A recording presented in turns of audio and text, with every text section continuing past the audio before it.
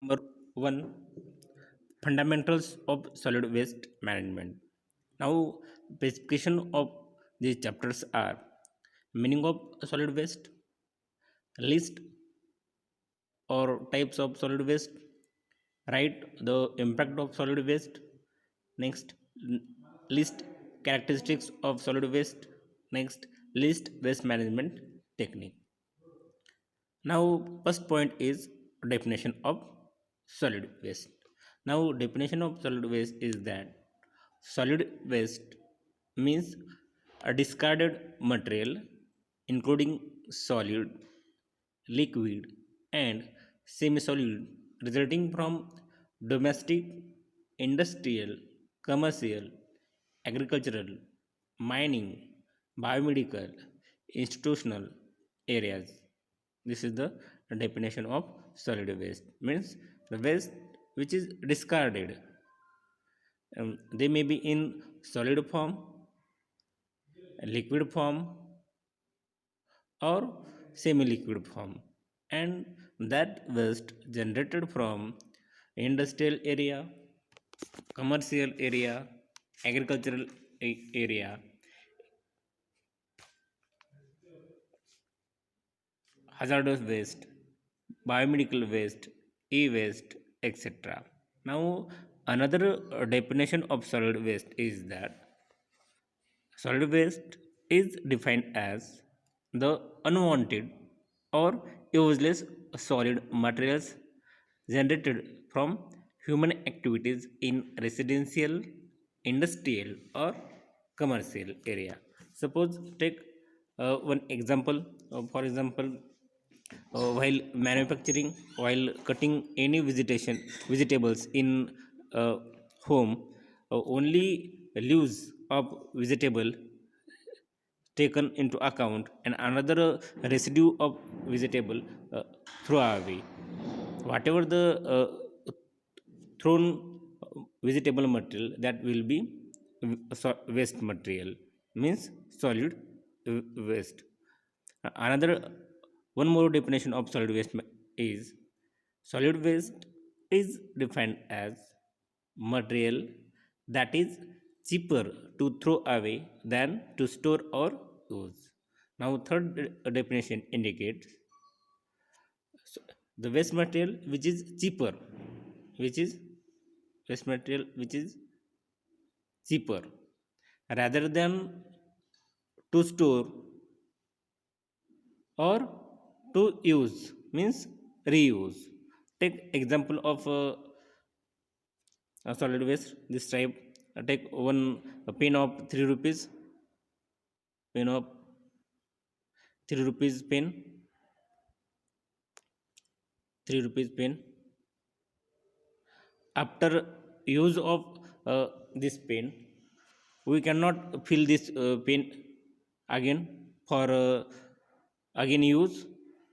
We generally throw away instead of to refill that pen. So this is the uh, these are the definitions of solid waste. There are three definitions of solid waste. Now, next type or next point is that sources of solid waste.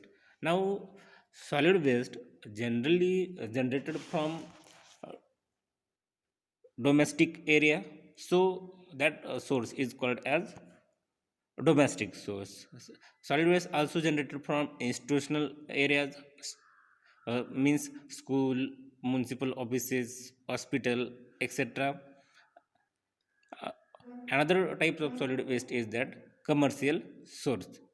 Now, different types of subtypes of commercial sources are retail stores, service station, offices, warehouses. These are the sub sources of commercial source. Next, industrial source. Now, subtypes of industrial sources are first consumer goods and second agricultural goods. Next,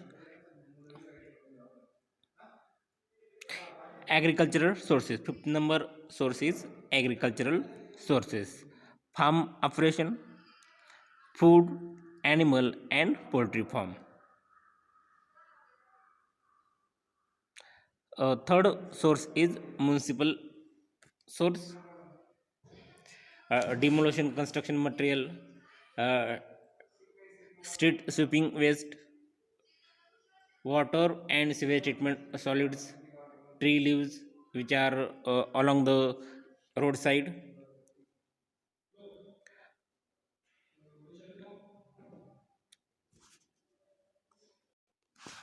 Next type is types of waste. Now, first point is residential waste, means waste generated from residential areas or residential zone. That waste is called as residential waste. Sometimes for residential zone is called as domestic waste instead of re- residential waste. Means residential waste is also called as domestic waste. Now, domestic waste or industrial waste includes all organic and inorganic refuse from residential area. Now, take examples of organic waste. Consist of food waste, next paper, cardboard, rubber, plastic, and yard waste.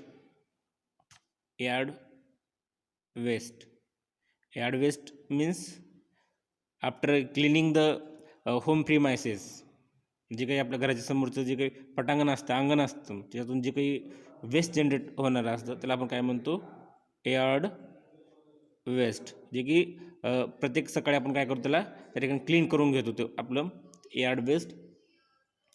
आणि जे काही तुमचं inorganic waste जे आहे, inorganic waste जे की हे पण तुमचा कशाचा टाईप आहे, डोमेस्टिक वेस्ट किंवा रेसिडेन्शियल वेस्टचा टाईप आहे. त्याच्यामध्ये जे काही ऑर्गॅनिक वेस्ट आहे ह्याच्यामध्ये काय इन्क्लूड आहे, तुमचं मेटल असतो, metal,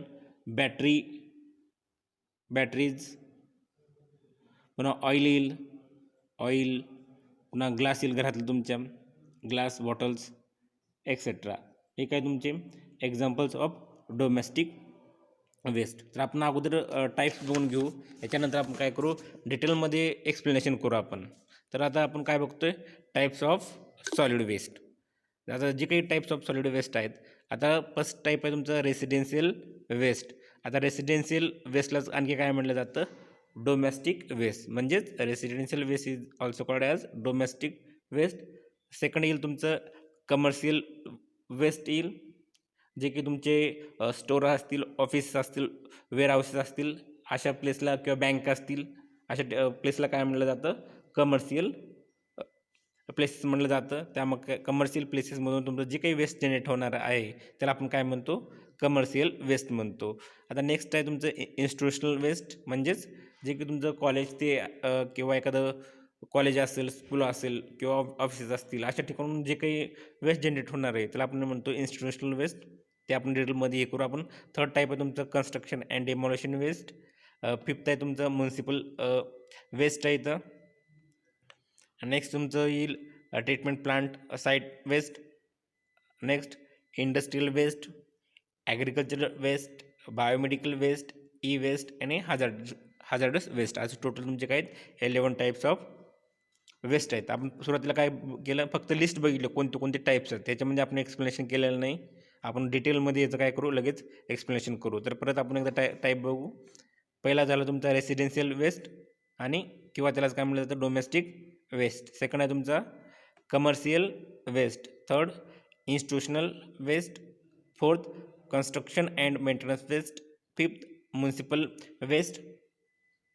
six treatment plant site waste. Next industrial waste. 8 number agricultural waste. 9th number biomedical waste. 10 number E waste and last one hazardous waste. तर हे काय आपले टाईप्स ऑफ सॉलिड वेस्ट. आता डिटेलमध्ये आपण काय करू, याचं एक्सप्लेनेशन करू. आता पहिला जो काही वेस्टचा टाईप आहे तो म्हणजे रेसिडेन्शियल वेस्ट. तर मी तुम्हाला सुरुवातीला सांगितलं की रेसिडेन्शियल वेस्टला आणखी काय म्हणलं जातं, डोमेस्टिक वेस्ट म्हणलं जातं. आता जे काही डोमेस्टिक वेस्ट आहे त्याचे परत काय आहेत, 2 टाईप्स आहेत म्हणजेच रेसिडेन्शियल वेस्टचे. कोणते कोणते? पहिला जो आहे तुमचा ऑर्गॅनिक वेस्ट आहे आणि दुसरा इनऑर्गॅनिक वेस्ट आहे, जे की आपलं रेसिडेन्शियल एरियामधून जनरेट झालेले हे वेस्ट आहेत. कोणते कोणते टाईप्स आहेत आपले रेसिडेन्शियल वेस्टचे? 2 टाईप्स आहेत. कोणते कोणते? ऑर्गॅनिक वेस्ट आणि दुसरं इनऑर्गॅनिक वेस्ट. आणि हे कुठून जनरेट झालेले आहेत? From residential area. म्हणून याला आपण काय म्हणलेलं आहे, डोमेस्टिक वेस्ट और रेसिडेन्शियल वेस्ट. आता नेमकं ऑर्गॅनिक वेस्ट म्हणजे काय? आता जे काही आपल्या घरामधलं जे स्टेल फूड असतं म्हणजे शिळं अन्न असतं, मग ते झालं आपलं फूड वेस्ट. तर हे काय आहे तुमचं एक्झाम्पल ऑफ ऑर्गॅनिक वेस्ट आहे. फूड वेस्ट असेल किंवा पेपर असेल किंवा कार्डबोर्ड म्हणजे त्याला आपण पुट्टा म्हणतो, पुन्हा रबर असेल आपलं किंवा प्लास्टिक असेल किंवा यार्ड वेस्ट.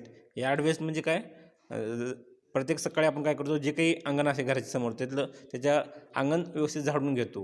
मग अंगण झाडून घेतल्यानंतर त्या अंगणामध्ये काही झाडे असतील त्याचं काय होतं, पालापाचोळा त्या अंगणामध्ये पडतो. मग ते काय होईल, ते स्वीप केल्यानंतर जे क्लिनिंग केल्यानंतर जे काही त्या अंगणामध्ये वेस्ट जनरेट होईल त्याला आपण काय म्हणतो, यार्ड वेस्ट म्हणतो. म्हणजे अंगणातला जो काही कचरा असेल झाडल्यानंतर त्याला काय म्हणलं जातं, यार्ड वेस्ट म्हणलं जातं.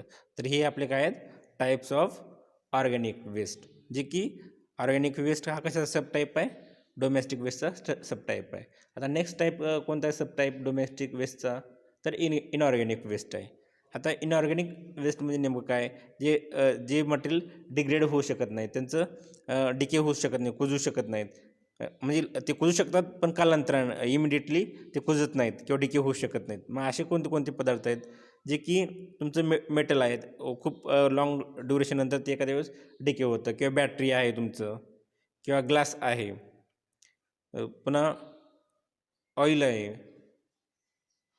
हे जे काय आहेत एक्झाम्पल्स ऑफ इनऑर्गॅनिक वेस्ट.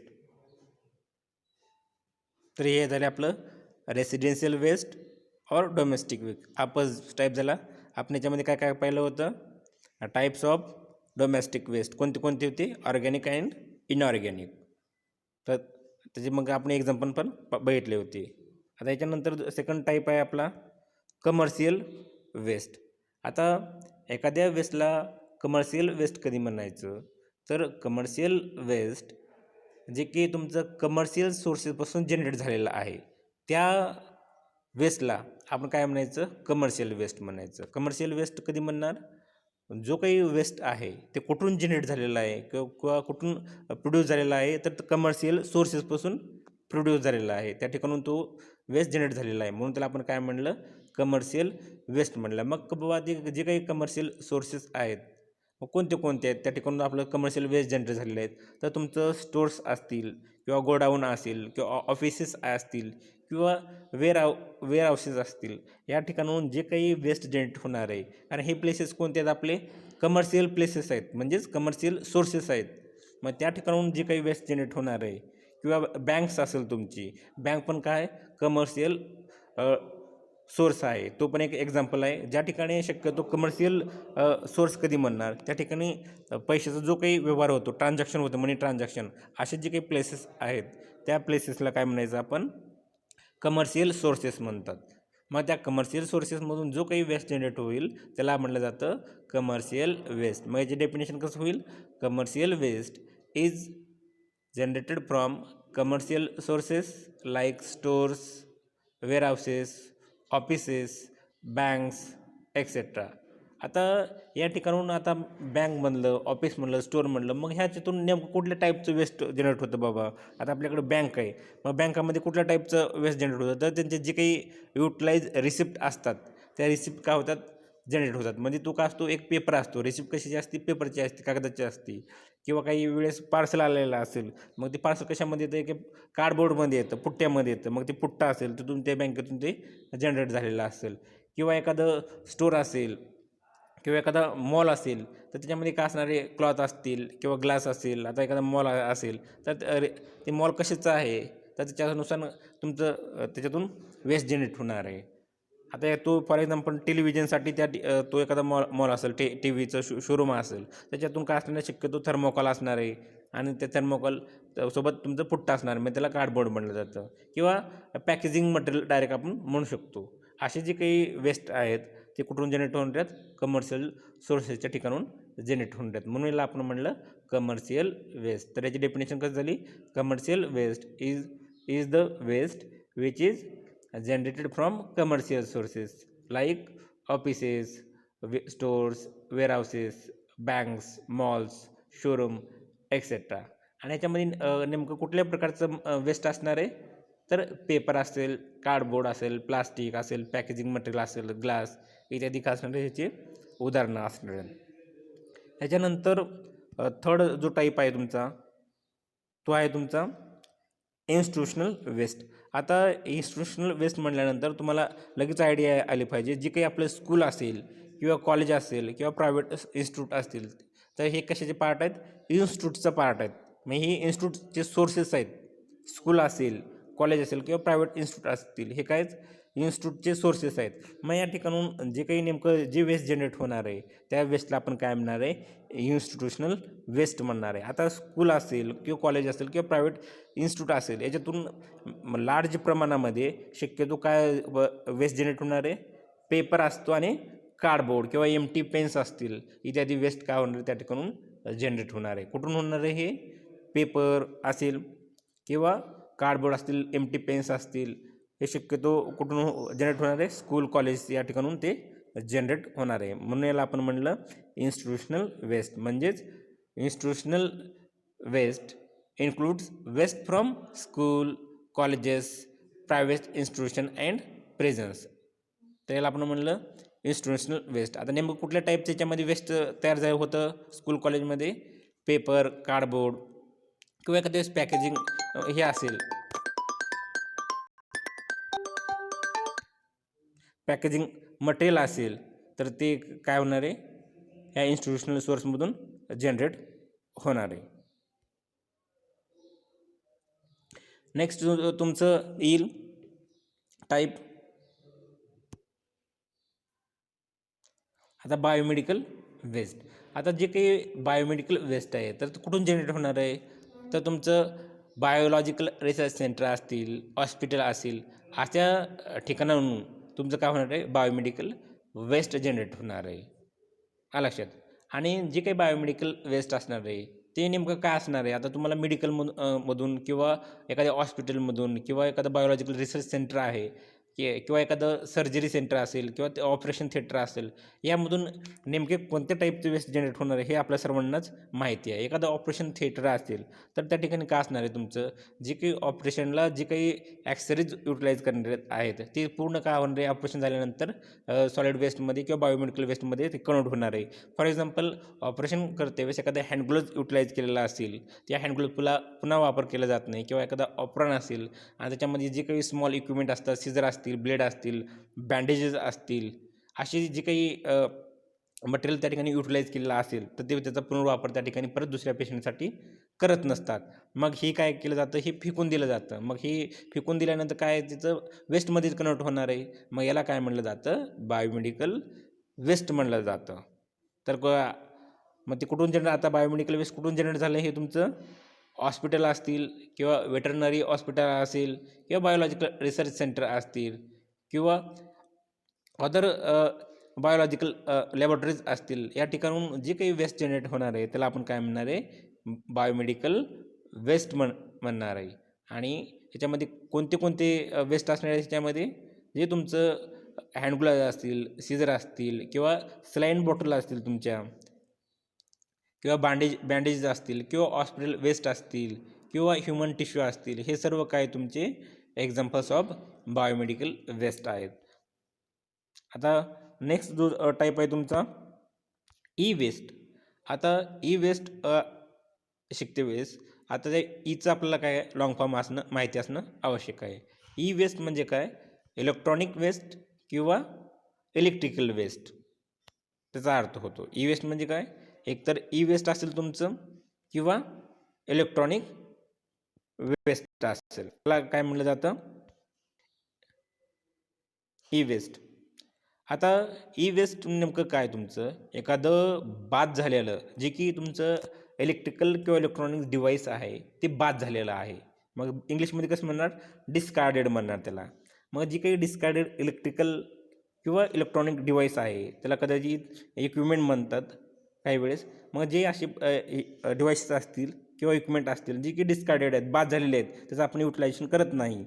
मग अशा इलेक्ट्रॉनिक मटेरियलला ई वेस्ट म्हणलं जातं जे की आपण त्याचा युटिलाइज करत नाही. आता आपल्याला घरामध्ये एखादा बंद पडलेला मोबाईल आहे तर त्याचा पुनर्वापर करत नाही आपण त्याला काय करतो फेकून देतो. मग ते नॉट वर्किंग तुमचा मोबाईल असेल किंवा तुमचं एखाद्या घरातलं वॉशिंग मशीन असेल ते आपण पुन्हा वापरत नाही किंवा एखादं जुनं कम्प्युटर आहे. आता आपण नवीन कम्प्युटर घेतलं एखादं जुनं कम्प्युटर आहे तर ते बाद झालेलं जे काही कम्प्युटर आहे ते कम्प्युटर पण काय होईल ई वेस्टचं एक्झाम्पल होईल. फक्त याच्या अगोदर तुम्हाला कुठलंही की एखादं इक्विपमेंट घ्यायचं फॉर एक्झाम्पल कम्प्युटर घेतलं तर त्याच्या अगोदर डिस्कार्डेड कम्प्युटर असा वर्ड तिथे युटिलाइज करायचं. कम्प्युटर जर म्हणलं तर हे ई वेस्टचं एक्झाम्पल होत नाही. जर तुम्हाला ई वेस्टचं एक्झाम्पल सांगायचं झालं असेल तर प्रत्येकाच्या अगोदर डिस्कार्डेड कम्प्युटर असं युटिलाइज करायचं किंवा डिस्कार्डेड मोबाईल डिस्कार्डेड चार्जर असेल डिस्कार्डेड रेफ्रिजरेटर असेल डिस्कार्डेड टेलिव्हिजन असेल असेचे एक्झाम्पल्स आहेत. आता तुम्हाला भरपूर उदाहरण एका टायमालाच लिहायचं असेल तर सुरुवातीलाच डिस्कार्डेड शब्द वापरायचं. डिस्कार्डेड कम्प्युटर असेल डिस्कार्डेड मोबाईल असेल डिस्कार्डेड वॉशिंग मशीन असेल डिस्कार्डेड चार्जर असेल तुमचं डिस्कार्डेड तुमचं हे असेल त्याचं डिस्कार्डेड हा पहिल्यांदा शब्द वापरायचा आणि लगेच कंटिन्यू त्याची लाईन लिहून टाकायचं. डिस्कार्डेड कम्प्युटर मोबाईल चार्जर किंवा प्रेस असेल जे काही इथे एक्झाम्पल्स ऑफ ई वेस्ट आहेत. तर अगोदर डिस्कार्डेड हा वर्ड युटिलाइज करा. तर आता ई वेस्ट म्हणजे काय आपलं E waste means discarded electrical or electronic devices or equipment यालाच काय म्हणलं जातं ई वेस्ट म्हणलं जातं. जे की नॉट वर्किंग कंडिशनमध्ये आहेत जे की ॲब्सोल्यूट झालेले आहेत जे आताच्या याच्यातून ते दुर्मिळ झालेले आहेत की बाद झालेले आहेत. अशा पदार्थालाच जे इक्विपमेंट आपण वापर करत नाहीत ते आपण डायरेक्टली कशामध्ये कन्वर्ट केलेलं आहे ई वेस्टमध्ये कन्वर्ट केलेलं आहे. किंवा एखादं नॉट फंक्शनिंग इक्विपमेंट असेल किंवा डिव्हाइस असेल फॉर एक्झाम्पल टी व्ही असेल तो आता फंक्शनिंगमध्ये नाही किंवा कार्यरत नाही असं प्रोडक्टला किंवा डिव्हाइसला किंवा इक्विपमेंटला ई वेस्ट म्हणलं जातं. मग जे की यूज्ड इलेक्ट्रॉनिक्स आहेत जे की आपण रियूज नाही करत किंवा रिसेल नाही करत किंवा त्याचं सॅल्वेज नाही करत किंवा रिसायकलिंग करत नाही अशा इलेक्ट्रॉनिक वेस्टला शक्यतो ई वेस्ट म्हणलं जातं. ई वेस्ट कधी म्हणणार जे आता इलेक्ट्रॉनिक डिव्हाइसेस आहेत पण त्याचा आपण रियूज करत नाही किंवा त्याला परत विकत पण नाही त्याचं सॅल्वेज पण करत नाही आपण त्याला आणि त्याचं रिसायकलिंग पण करत नाही असे जे इलेक्ट्रॉनिक्स डिव्हाइसेस आहेत याला देखील काय म्हणलं जातं ई वेस्ट म्हणलं जातं. मग आता ई वेस्ट हे आपण रियूज करत नाही रिसेल करत नाही सॅल्वेज करत नाही रिसायकलिंग करत नाही म्हणजे नेमकं आपण काय करायला पाहिजे मग याला शेवटी आपण याचं डिस्पोजल केलं पाहिजे. तर मग हे डिस्पोजल केल्यानंतर ते पण डायरेक्ट ई वेस्ट होऊन जातं. डिस्पोजलमध्ये हे काय तुमची फायनल स्टेप आहे जे की त्याचं एकतर त्याला पुरलं जातं किंवा जाळलं जातं बरेड केलं जातं किंवा त्याचं इन्सिनरेशन केलं जातं. मग असं याला म्हणलं जातं ई वेस्ट. आता याच्यानंतर तुमचं नेक्स्ट टाईप आहे तुमचं hazardous waste. Hazardous waste may be define as waste of industrial institutional किंवा तुमचं कन्झ्युमर असेल ओरिजिनचं असेल त्याच्यामध्ये काय असणार आहे तुमचे डिफरंट कॅरेक्टरिस्टिक्स प्रेझेंट असणार आहेत. म्हणजे जे काही आपल्या कॅरेक्टरिस्टिक्स आहेत ते कोणत्या कोणत्या कॅरेक्टरिस्टिक्स त्या वेस्टमध्ये इन्क्लूड असणार आहेत. फिजिकल असेल केमिकल कॅरेक्टरिस्टिक्स असेल किंवा बायोलॉजिकल कॅरेक्टरिस्टिक्स आहेत त्याच्यामध्ये प्रेझेंट असणार आहेत. आणि ते त्याच्यामध्ये प्रेझेंट असल्यामुळं ते जे काही वेस्ट असणार आहे ते कसं होणार आहे हार्मफुल होणार आहे आणि किंवा डेंजरस तयार होणार आहे ते. मग ते डेंजरस कुणासाठी असणार आहे ते ह्युमन आणि एन्व्हायरमेंटसाठी ते डेंजरस असणार आहे किंवा हार्मफुल असणार आहे.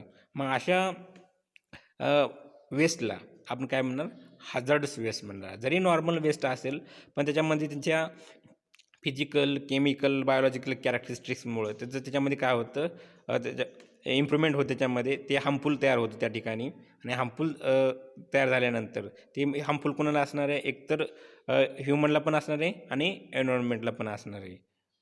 तर हे झालं तुमचं हजार्डस वेस्ट. म्हणजे hazardous waste is the waste with property that make it dangerous or harmful to human health and environment. म्हणजे जी काही वेस्ट आहे त्याच्यामधल्या जी काही प्रॉपर्टी आहेत त्याच्यामुळं ते काय बनतं, तो वेस्ट डेंजरस बनतो, म्हणजे धोकादायक बनतो किंवा घातक बनतो. आणि ते कुणासाठी घातक बनतो, जी काही मानवी आरोग्य आहे किंवा पर्यावरण आहे या दोघांसाठी बी तो काय होतो, एकदम धोकादायक बनतो किंवा त्याला आपण डेंजरस किंवा हार्मफुल असं म्हणतो, म्हणजे इफेक्ट करणारा अशा पद्धतीचं त्याचं कन्वर्जन होतं. मग अशा जे काही वेस्ट कन्वर्ट झालेले आहेत आणि ते कशामुळं कन्वर्ट झालेले आहेत, त्याच्यामधल्या जी काही प्रॉपर्टी प्रेझेंट आहेत त्याच्यामुळे ते काय झाले आहेत, हार्मफुल किंवा डेंजरस ते वेस्ट तयार झालेलं आहे. त्याला आपण काय म्हणणार आहे, हजार्डस वेस्ट. तर हजार्डस वेस्ट कोणतं असणार आहे तुमचं, त्याच्यामध्ये कदाचित लिक्विड असेल, सॉलिड असतील किंवा अदर स्लज असतील त्याच्यामुळं काय होतं, ते वेस्ट हजार्डस वेस्टमध्ये कन्वर्ट होतं. आता काही वेळेस तुमचं न्यूक्लिअर पॉवर प्लांट आहे त्याच्यामधून काय होणार आहे, तुमचं रेडिओ ॲक्टिव्ह रेज डेव्हलप होणार आहेत. मग ते काय होणार आहे, तुमचं जे काही ह्युमन हेल्थ आहे किंवा एन्व्हायरमेंट आहे त्याच्यासाठी पण ते काय घातक आहे. जे काही रेज जनरेट होतात कुठून, न्यूक्लिअर पॉवर प्लांटमधून, तर हे देखील काय तुमचं हजार्डस वेस्टचं एक्झाम्पल आहे. किंवा हजार्डस वेस्ट मध्ये आणखी काय असू शकतं, जे काही मेडिकल वेस्ट आहेत. जे मेडिकल वेस्ट काय होईल, एखाद्या वेळेस जे काही वेस्ट आहे प्रॉपरली डिस्पोजअप नाही केल्यानंतर, जर फॉर एक्झाम्पल सिरिंज असतील, ते काय होईल, आपण प्रॉपरली डिस्पोजअप नाही केलं आणि रोडवरती फेकून दिलं आणि त्याच्यावर त्या सिरिंज एखाद्याच्या पायाला ती लागली तर त्या ठिकाणी इंजुरी तिथं होऊ शकते. मग हे काही वेळेस बायोमेडिकल जे वेस्ट आहे किंवा मेडिकल वेस्ट आहे ते देखील काय तुमचं हजार्डस वेस्ट म्हणून कन्सिडर केलं जातं.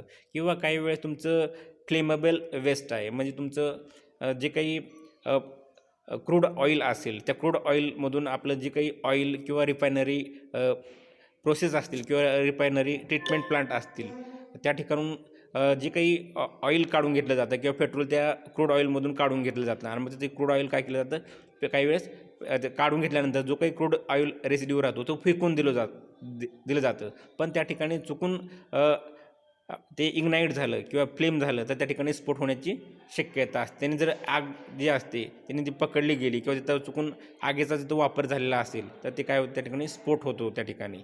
मग जे काही फ्लेमेबल वेस्ट देखील आहे ते देखील कशाचं आहे, तुमचं हजार्डस वेस्टचं एक्झाम्पल आहे. तर हे आहे तुमचं हजार्डस वेस्ट. म्हणजेच hazardous waste includes radioactive waste from nuclear power plant, medical waste असेल किंवा तुमचं फ्लेमेबल वेस्ट असेल किंवा वेस्ट ऑइल असेल किंवा क्लोरिनेटेड ऑइल असेल. हे काय तुमचे एक्झाम्पल्स ऑफ हजार्डस वेस्ट. कोणते एक्झाम्पल्स आहेत आपले, रेडिओ ॲक्टिव्ह वेस्ट जे की आपलं न्यूक्लिअर पॉवर प्लांटपासून येतं. नेक्स्ट तुमचं बायोमेडिकल वेस्ट जे की बायोमेडिकल सेंटर असतील किंवा हॉस्पिटल असतील किंवा वेटरनरी हॉस्पिटल असतील त्याच्यापासून ते जनरेट होतं. किंवा एखादं फ्लेमेबल वेस्ट असेल किंवा वेस्ट ऑइल असेल किंवा क्लोरिनेटेड ऑइल्स असतील, हे काय आहेत आपले एक्झाम्पल्स ऑफ हजार्डस वेस्ट आहेत. आता पुढच्या लेक्चरला आपण काय करू, आपण पुढचा जो काही पार्ट आहे ते आपण कंटिन्यू करू. धन्यवाद.